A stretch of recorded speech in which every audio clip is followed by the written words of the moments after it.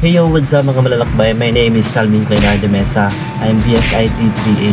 So ngayong araw na to guys, i-share ko lang sa inyo ang step by step sa pag-install ng Windows 10 gamit po ang VirtualBox. Tara, subukan natin to. Let's go!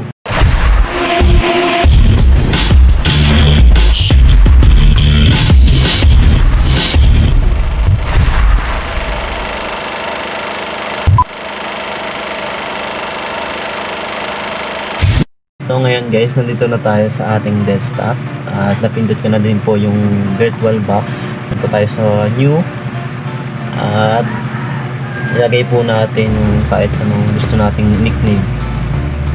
Yan pong ilalagay ay Windows 10. Lalagay po natin dito ay Windows 10 Pro. So ganito po yung pinapagawa niya. Hindi lang po natin. Others po. Tapos pumili lang po tayo dito yung pinakamalaking space pa po. Select po natin yung local disk. Tapos dito po sa iOS, piliin din po natin Windows 10. Check po natin yung skip. Kailangan po natin i-check yun. Okay. Next lang po natin yan. Dito naman po sa hardware ay pipili po tayo kung ilan po yung kaya. So sabi po ni Sir ay i-match lang po natin. Yan, 4GB lang guys.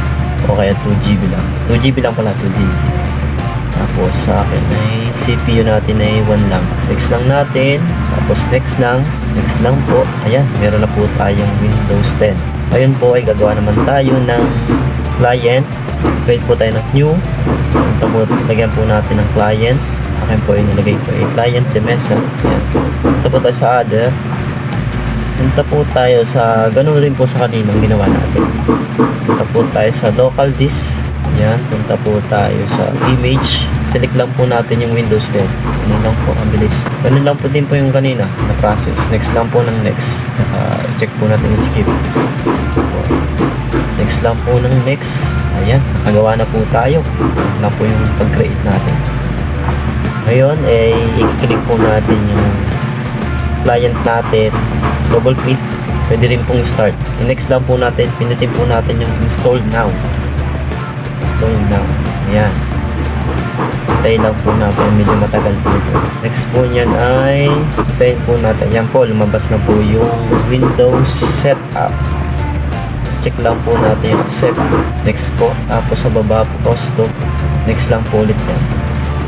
Ganun lang po. Yan po. Nag-install na po siya. Hintayin lang po natin yan. Diyan po yung sinasabi ni Sir na matagal. Fast forward lang po natin.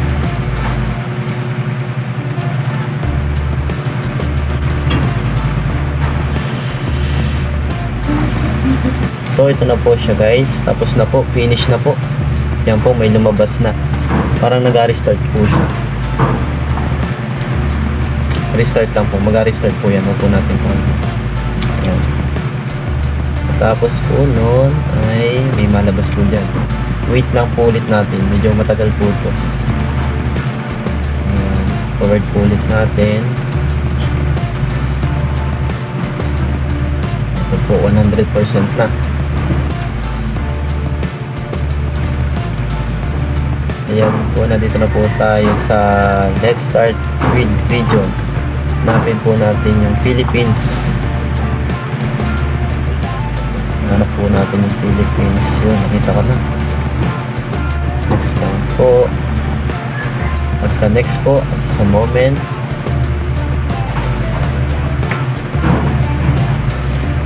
Muna po tayo sa this right keyboard layout. Hanapin po natin dito yung United States International. Next lang po ulit. Skip naman po rin. Tapos po ay tayo lang po ulit. Yan. Sa-sign in po tayo dito ng pangalan. Kahit ano pong pangalan. Akin po nilagay ko po ay apelyido ko po. Mesa. Next po tayo. Tapos password po ninyo. Bahala na po kayong mag-isip po anong pong password ninyo. Next lang po yan. Tapos po maglagay. Confirm your password. Ganun ulit po. Password. Tapos dito po ay may lalabas na add a hit for your password.